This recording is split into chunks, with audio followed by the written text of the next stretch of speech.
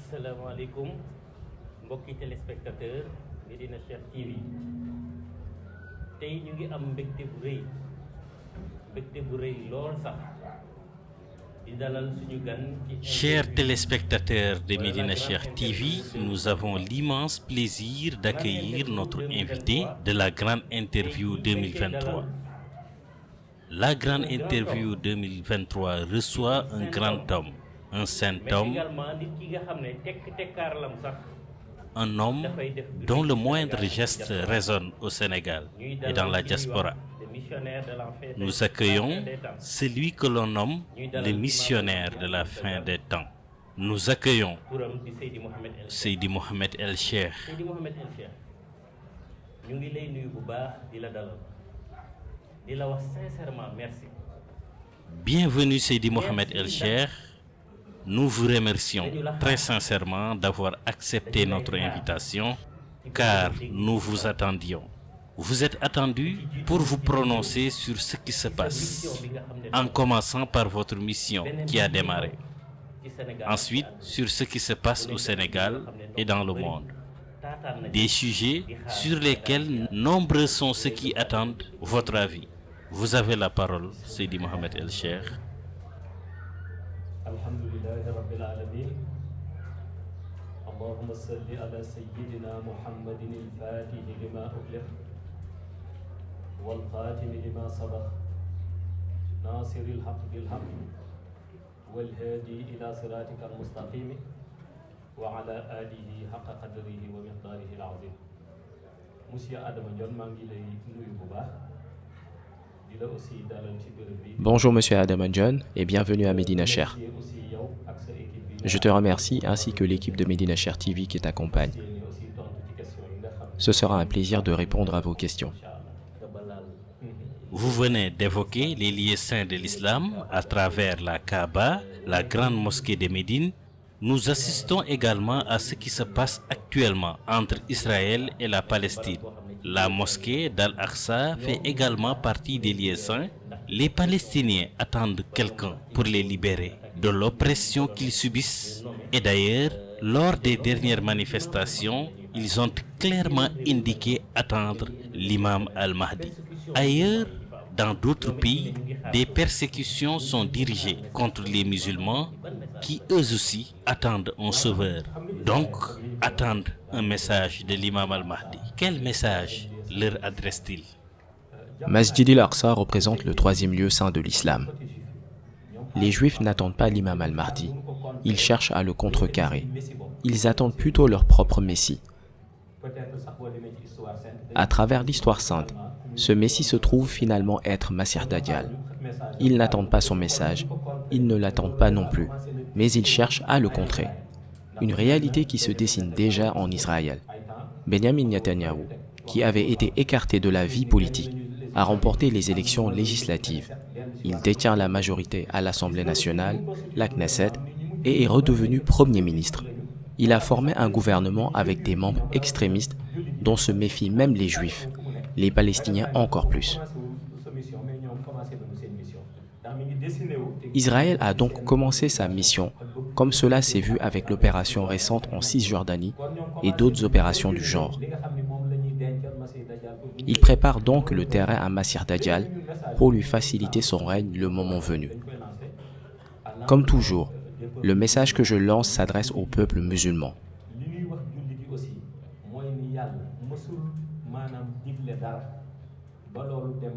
Les musulmans doivent savoir que la promesse d'Allah finit toujours par se réaliser. Le prophète incarne la parole d'Allah, comme en atteste le verset suivant.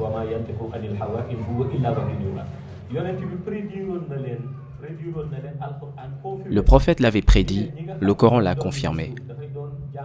Les héritiers de la terre seront les pieux serviteurs d'Allah. En se basant sur les hadiths, les savants s'accordent pour dire que ces serviteurs d'Allah seront guidés par l'imam al-Mahdi, qui fera d'eux des dirigeants à la fois inébranlables.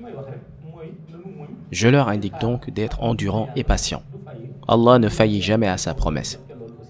Tôt ou tard, ce jour arrivera, tel que le Coran nous l'a annoncé, tel que le prophète nous l'avait prédit. Seydi Mohamed El Cheikh, revenons à l'actualité du pays, comme vous l'aviez évoqué. Charité bien ordonnée commence par soi, n'est-ce pas? Nous reviendrons certainement sur le cas d'Israël. Ici au Sénégal, des révélations ont été faites et de nombreux événements dominent l'actualité. Notre première question concerne le fonctionnement du pays.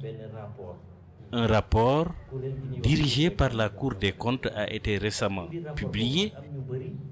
Ce rapport épingle plusieurs ministères et directions sur la gestion pendant la pandémie des fonds de la force Covid-19 d'un montant de 1000 milliards de nos francs CFA.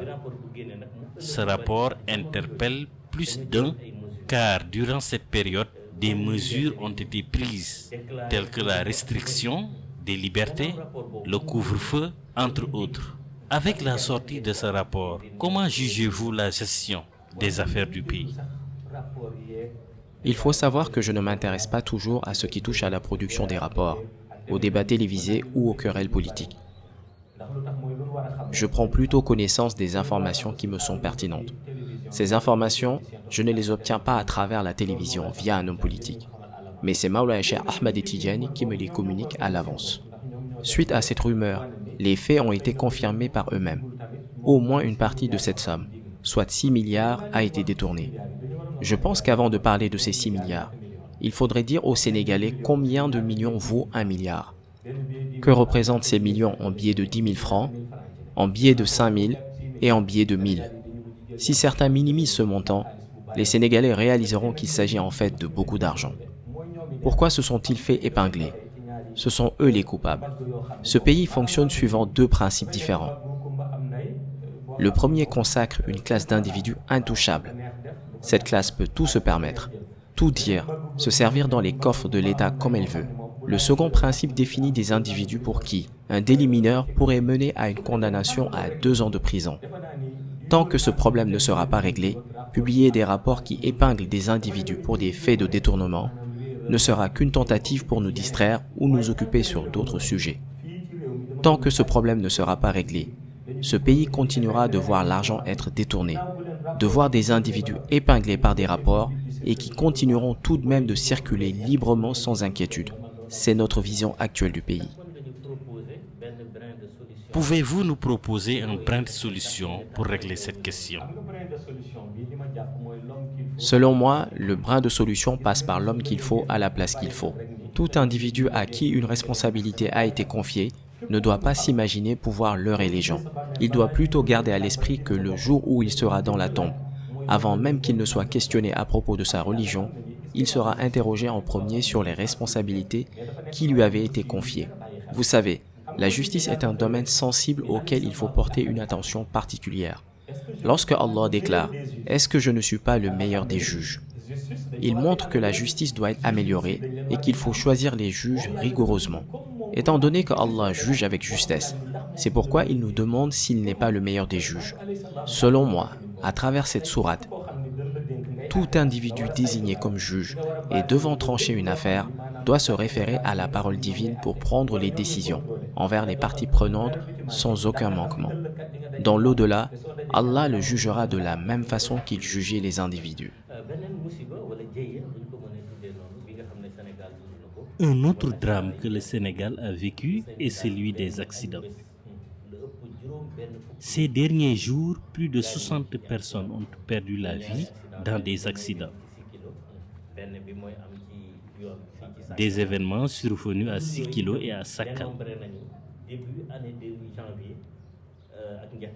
Au-delà de ces deux drames, nous avons dénombré depuis le début de l'année au Sénégal un certain nombre d'accidents qui ont causé la mort d'au moins 100 personnes.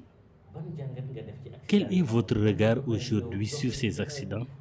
D'autant plus que vous aviez indiqué des prières de protection pour s'en prémunir. Malgré tout, nous avons constaté une recrudescence des faits. Comment analysez-vous la situation? Vous savez, je n'ai pas attendu que surviennent les accidents pour prodiguer des prières. Mon avertissement sur l'entrée dans le pays de la branche la plus puissante des Afarides, contre qui nous nous battons nuit et jour, ne date pas d'aujourd'hui. Nous avions indiqué des prières pour tous. y compris des prières pour les voyageurs. J'ai averti maintes fois. Les élus d'Allah qui m'ont précédé ont aussi mis en garde contre les Afarites. À mon avis, si les accidents se produisent toujours malgré les mesures prises, c'est parce que le gouvernement qui devait consulter les véritables mystiques pour redresser le pays et le remettre sur les rails ne l'a toujours pas fait. Ceux qui peuvent les combattre vivent ici sans bruit. Selon moi, ceux qui sont capables d'y mettre un terme n'ont toujours pas été consultés par le gouvernement. Ils préfèrent certainement se fier à quelques marabouts qui leur recommandent des sacrifices de bœuf ça et là. Si ça ne tenait qu'à des sacrifices de bœuf, sachez que les Afarites en possèdent bien plus que nous. Si nous cherchions à sacrifier autant qu'eux, il ne nous en resterait plus. Ils détiennent des richesses. Ceux qui connaissent le milieu des djinns savent qu'ils ne manquent pas de richesses. Ils possèdent d'innombrables bestiaux. La lutte est difficile, car ceux qui y sont engagés proposent des sacrifices qui sont contrecarrés par ceux du camp adverse. Justement, Seydi Mohamed El-Cheikh, vos propos nous renvoient à ce que disait Socrate, qu'il n'y aurait pas de cesse dans les mots de la cité tant que hommes de pouvoir et mystiques ne se rencontrent pas dans les mêmes individus. Cela dit, nombreux sont ceux qui vous écoutent, nombreux sont ceux qui attendent des solutions. Êtes-vous prêts à en apporter? J'avais indiqué la prière à faire depuis un moment. À l'heure où cette branche est rentrée dans le pays, j'ai fourni des invocations qui ont été diffusées partout sur Internet et ailleurs. Désormais, dès que l'on s'inquiète, elles refont surface. Tout récemment, avec le dernier accident, combien de vidéos sont réapparues et dans lesquelles j'évoquais les Afarites? Mais vous savez, le Sénégalais est quelqu'un qui, lorsqu'un événement se produit, il en parle pour l'oublier 2 jours plus tard. La prière que j'indique se résume aux invocations que je recommande à toute personne qui voyage. Je l'ai d'ailleurs rappelé tout récemment lors de notre déplacement à Kolda. Il faut également se prémunir en sortant de chez soi. Toutefois, face aux Afarites, cela ne suffit pas pour les anéantir. Le combat que nous menons implique le monde Raïb, un combat qui peut être très long, mais en fin de compte, nous finirons par les vaincre. Notre victoire face à eux les poussera à effectuer un repli stratégique et rejoindre Masih Dajjal à son apparition en tant que soldats. S'ils cherchent à être des soldats, c'est parce qu'ils veulent se venger, car nous les aurons vaincus. Ce n'est pas une bataille d'un jour, mais tôt ou tard, nous finirons par les vaincre. Ils iront ensuite se replier auprès de Masih Dajjal pour être ses soldats et se soulever à nouveau. Des mesures ont été prises à cet effet pour réduire le nombre d'accidents. L'interdiction de rouler à certaines heures de la nuit, la pratique de la surcharge, la restriction sur l'importation des pneus usagés. Toutes ces mesures ont créé des tensions entre les transporteurs et l'État. Pensez-vous que ces mesures peuvent aider? Certaines mesures, je suis pour, et d'autres, je suis contre. Je suis d'accord pour lutter contre la surcharge. Elle ne doit pas être tolérée, quel que soit le moyen de transport. Je ne suis pas d'accord non plus avec les porte-bagages, qui sont chargés au point de ne plus reconnaître le véhicule de transport. Par contre, je ne suis pas d'accord avec la mesure fixant la limite de circulation des bus à 23 heures. C'est inutile. Que les bus circulent de jour ou de nuit, c'est pareil. Ça ne crée que des embouteillages qui, à 8 heures du soir ou à 5 heures du matin, commencent à se former. Le Sénégal est un pays qui aspire à se développer. Dans aucun pays développé, il n'existe une mesure qui interdit aux véhicules de circuler après 23 heures. De plus, cette mesure ne peut durer dans le temps. À l'approche des événements comme le Magal ou le Gamou, les bus recommenceront à circuler après 23 heures. Sinon, comment vont s'y rendre les pèlerins?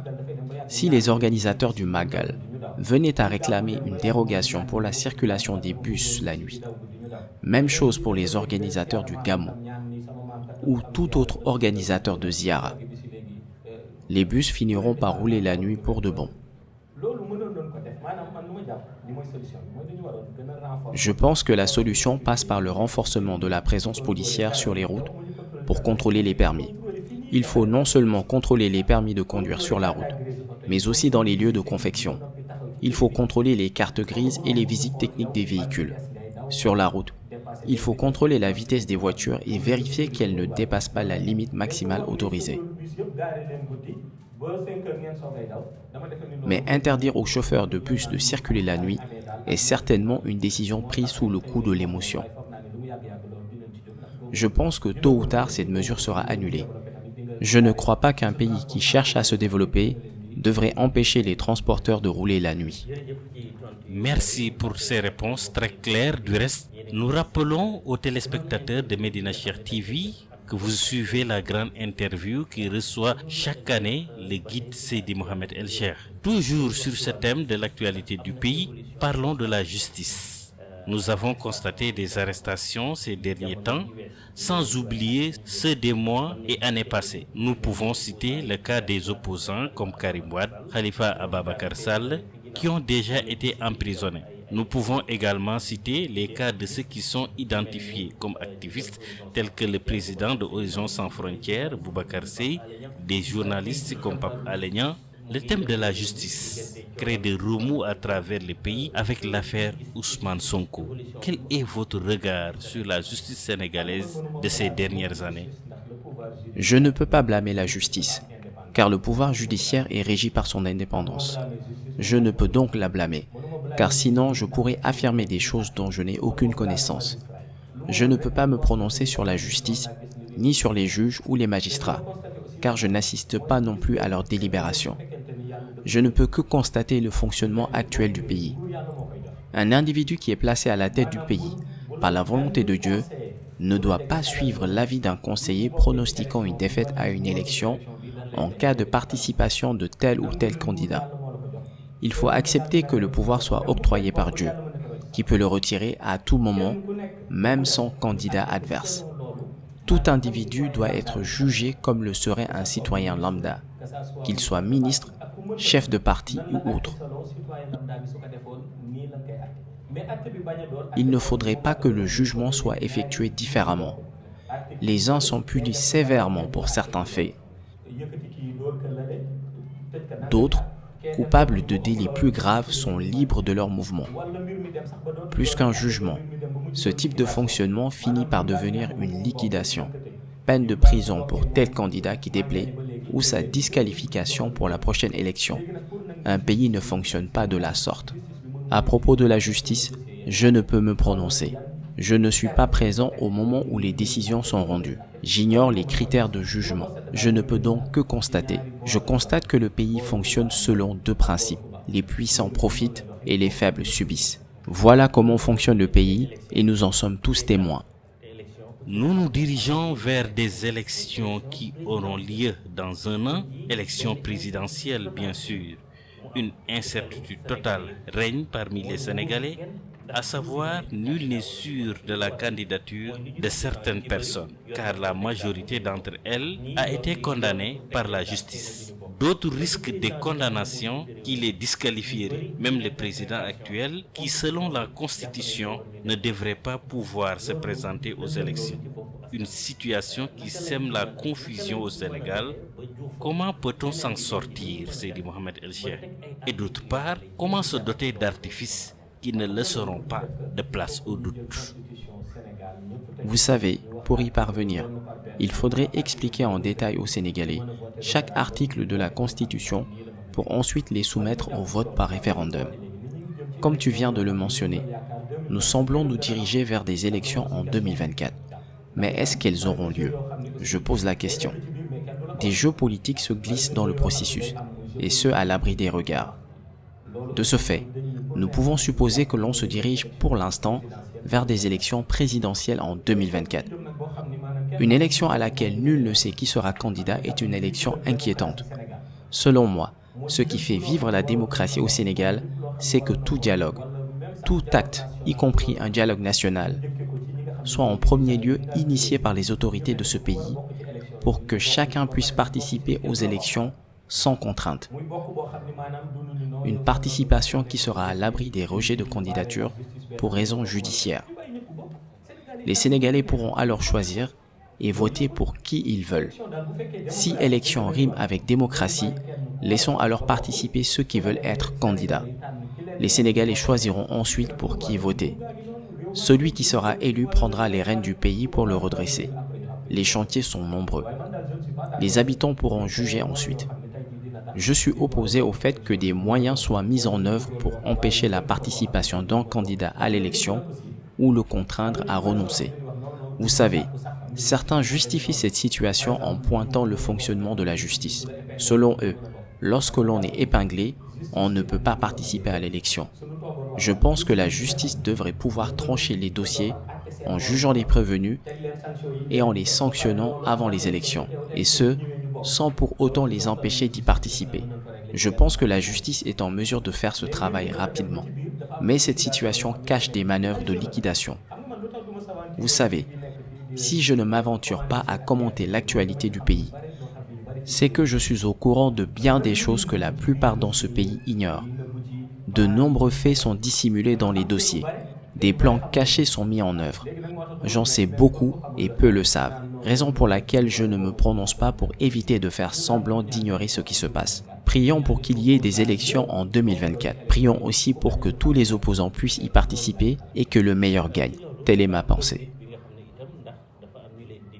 Certains vous prêtent une oreille attentive, étant donné que vous connaissez des choses différentes de ce que savent les autres. Quelle devrait être, dans ce cas, la conduite de ceux qui vous suivent?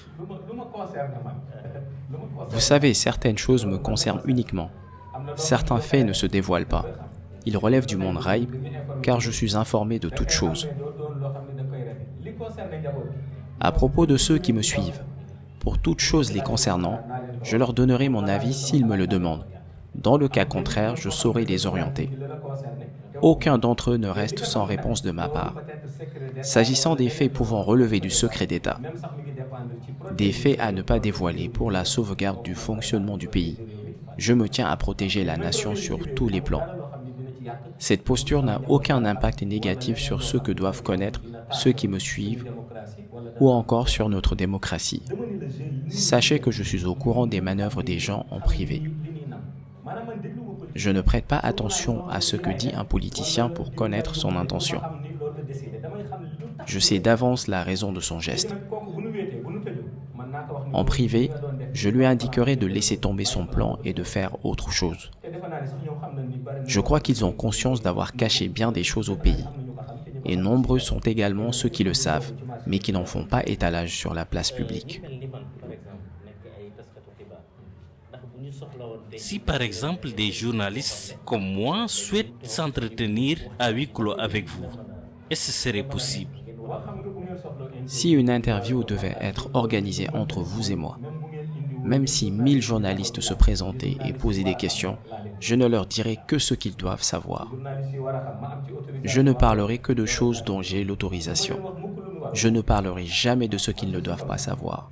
Je suis comme ça. Je ne dis jamais à quelqu'un ce qu'il ne doit pas savoir. Il ne saura que ce qu'il doit savoir. Si je dis quelque chose à quelqu'un, c'est parce qu'il devait le savoir. Seydi Mohamed El Cheikh, parlons maintenant de l'Afrique.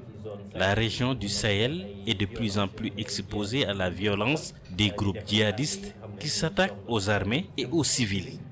Il s'agit d'un sérieux problème à une époque où l'Afrique est convoitée par plusieurs intérêts étrangers, des intérêts incarnés par des puissances comme les États-Unis, la Chine et d'autres.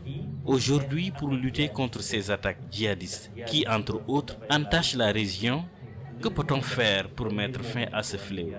D'autre part, quelle devrait être la posture de l'Afrique pour être utile à elle-même plutôt qu'aux autres? À propos de l'Afrique, les djihadistes ont commencé à l'affaiblir sous plusieurs angles. C'est certainement la manifestation des enjeux politiques en cours. On constate actuellement sur le continent, surtout en Afrique de l'Ouest, que de nombreux pays commencent à rompre leurs liens avec la France et son armée pour tenter de nouer des relations avec la Russie ou la Chine. C'est l'expression d'enjeux politiques, chacun cherche à défendre ses intérêts. Il faut savoir que l'on assimile souvent les djihadistes à la religion.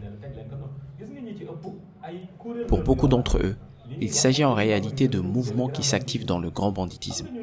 Il y a beaucoup d'amalgames à propos de l'islam, car il suffit qu'une personne prenne le Coran, porte un turban et tienne un fusil en criant « Allahu Akbar » pour qu'elle soit assimilée à l'islam. Beaucoup de ces soi-disant djihadistes ne prient même pas. Ils ne connaissent aucun verset du Coran et n'appliquent pas les enseignements du prophète, paix et salut sur lui. Pour ceux qui se font appeler djihadistes, certains ne connaissent rien de l'islam, ne se soucient pas du Coran. Pourtant, ce sont les premiers dans leurs vidéos de propagande à s'écrier Allahu Akbar devant un drapeau sur lequel est inscrit La ilaha illallah Muhammad Rasulullah. Certains de ces individus désignés djihadistes sont des membres du Mossad, les services secrets israéliens. D'autres djihadistes sont des membres de la CIA ou d'autres services secrets. Ils se justifient en prétextant être des infiltrés. Donc il ne faudrait pas que l'islam accepte que les actes des djihadistes soient mis sur son dos. Il faut faire preuve de discernement pour reconnaître celui qui parle au nom de l'islam et celui qui parle pour son intérêt personnel. L'islam n'est pas respecté dans la mesure où n'importe qui peut se déguiser en musulman armé et agir en son nom. C'est inadmissible. Je constate que dans la région du Sahel, en Afrique, les actes de la majorité de ces individus favorisent le grand banditisme. Que font les djihadistes? Attaquer une localité et enlever les jeunes filles, piller, saccager les commerces et emporter le butin. Est-ce ça lutter pour l'islam? Est-ce ça lutter pour le prophète? Certains se rendent même dans une mosquée à l'heure de la prière, puis se font exploser. C'est ça servir le prophète? De grâce, n'associez plus ces individus à l'islam. L'islam doit désormais se dresser pour faire savoir à ceux qui les encouragent les armes pour déstabiliser des pays et y établir la politique du diviser pour mieux régner, qu'ils doivent assumer leurs responsabilités et ne pas les associer à l'islam. L'islam n'est pas le terrorisme. L'islam est une religion de paix, d'union, d'entraide, de solidarité, mais surtout une religion de pardon. À propos de l'Afrique, quelle devrait être la posture du continent pour ne plus être l'objet de convoitises? Empêcher le partage de l'Afrique ne sera pas chose facile, car tout dirigeant élu cherche à s'éterniser au pouvoir et à le transmettre à sa descendance. Cela ne représente pas la démocratie. Un dirigeant doit comprendre que le pays n'est pas sa propriété. À un moment, il faut laisser la place à d'autres personnes aussi compétentes que lui, voire plus, pour prendre la relève. Si en Afrique, la plupart des dirigeants ne sont intéressés que par leur trône, cherchant à transmettre le pouvoir de père en fils continuellement, si l'Afrique ne raisonne que de la sorte, dans bien des domaines, nous serons toujours à la traîne. À l'image du Mali, est-ce que cette volonté de prendre son destin en main est une démarche encouragée? J'encourage l'idée de vouloir prendre son indépendance, mais j'encourage davantage celui qui est d'abord en mesure de le faire avant de se lancer. Je n'indique à personne de le faire sans en connaître le chemin. J'indique à celui qui en est capable et qui dispose des compétences nécessaires pour diriger son pays comme il se doit, de prendre leur destin en main. Mais malheureusement en Afrique, certains n'ont même pas les compétences pour gérer leur foyer et veulent prétendre diriger un gouvernement, leur pays, voire même au-delà de l'Afrique. Cela pose problème. C'est bien de vouloir prendre son indépendance, mais connaître le chemin pour y parvenir, c'est encore mieux. Nous l'évoquions tantôt. Revenons sur le cas d'Israël avec son ministre de l'Intérieur, Itamar Ben-Gvir. Celui-ci s'est récemment rendu sur l'esplanade des mosquées. Il défend d'ailleurs l'idée d'une annexion de la Cisjordanie par Israël. Un événement qui est d'ailleurs à la source des tensions. La Palestine risque de se retrouver encore une fois seule dans cet affrontement face à l'Israël. Aujourd'hui, qui pourrait défendre la Palestine? Défendre la Palestine, dont la situation est inscrite dans l'histoire sainte, n'est pas facile. Qu'un ministre de l'Intérieur, membre d'un gouvernement tout récemment formé, et dont on ignore encore les orientations, se rende sur l'esplanade des mosquées, constitue une provocation. Ce qui déplaît le plus aux Juifs, c'est que Masjid al-Aqsa soit le troisième lieu saint de l'islam. D'ailleurs, ils emploient le terme mont du temple et non esplanade des mosquées. Selon eux, il s'agit de l'emplacement d'une synagogue, d'un lieu devant être dédié à Dajjal. Lorsque j'enseignais son histoire, je vous ai indiqué que si Dajjal était suivi par de nombreux partisans, s'il a réussi à remporter les élections, à être majoritaire à la Knesset et à devenir premier ministre d'Israël, c'est parce qu'il prétend apporter la solution aux attentes des Juifs. Ce qui ne plaît pas aux Juifs, c'est que Masjid al-Aqsa soit le troisième lieu saint de l'islam. Ils ne veulent pas de l'esplanade des mosquées. Ils veulent les voir disparaître pour faire de ces lieux leur propriété. Raison pour laquelle le premier geste du gouvernement de Benjamin Netanyahou, composé pour la plupart d'extrémistes juifs, a été la visite du ministre de l'Intérieur sur l'esplanade des mosquées, tout simplement pour provoquer les Palestiniens. L'annexion de la Cisjordanie est un projet entamé de longue date. D'ailleurs, elle est à la source des tensions récentes. La situation de la Palestine, qui est inscrite dans l'histoire sainte, ne prendra fin qu'avec la descente d'Isa ibn Maryam alayhi salam. Ma recommandation de toujours est la suivante, qu'ils restent patients. Nous prions pour eux, c'est tout ce que nous pouvons faire. Quiconque se propose d'aller résoudre le conflit maintenant et consulte les manuels de l'histoire sainte à Ray réalisera que ce conflit relève de la volonté divine et ne s'achèvera qu'avec la descente de Isa ibn Maryam. Restons sur l'actualité internationale. Nous avons assisté à un acte ignoble à l'étranger. Un homme politique de l'extrême droite suédoise, Rasmus Paludan. Il a brûlé un exemplaire du Coran, un acte qui a entraîné des réactions auprès de la communauté musulmane. Même le chef de l'État a condamné à travers un tweet. En tant que détenteur de la mission universelle, comment jugez-vous cet acte?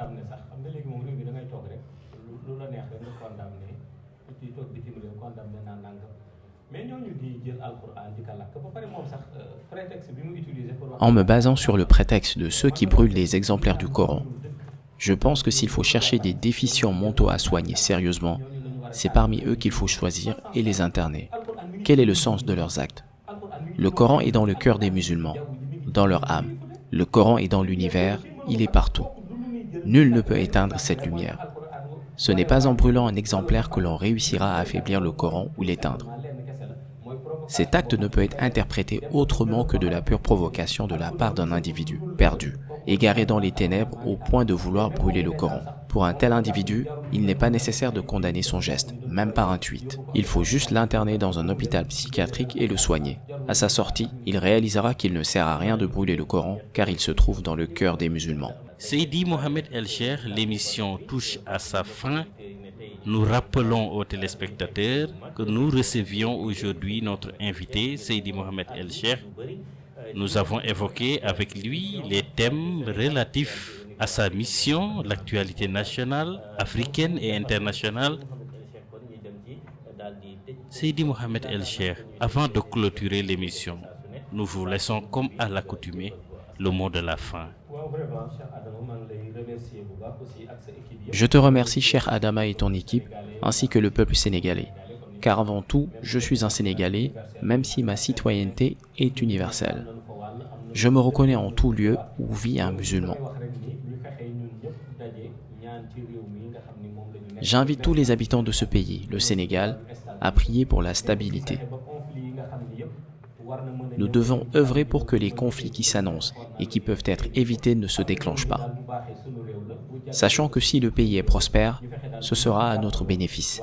S'il va mal, ce sera à nos dépens. Soyons solidaires et travaillons ensemble pour un Sénégal meilleur. Pour y parvenir, il faut instaurer l'égalité, bannir l'injustice du pays et savoir qu'être à la tête de l'État, ce n'est que pour un temps. Une fois ce temps révolu, le Seigneur mettra quelqu'un d'autre à la place. Soyons ouverts et laissons à chacun sa place. Si chacun procède de la sorte, nous aurons la paix ici-bas et dans l'au-delà. Voilà mon message pour le Sénégal. Mon message à l'adresse du monde. Que les musulmans soient endurants, plus déterminés dans leur religion, sachant que Allah ne faillit jamais à sa promesse et que le prophète l'avait prédit. Quelles que soient les difficultés de ce monde, la victoire sera pour les musulmans. Voilà mon conseil pour conclure. Chers téléspectateurs de Médina Cheikh TV, nous arrivons au terme de cette grande interview 2023 et nous vous donnons rendez-vous prochainement.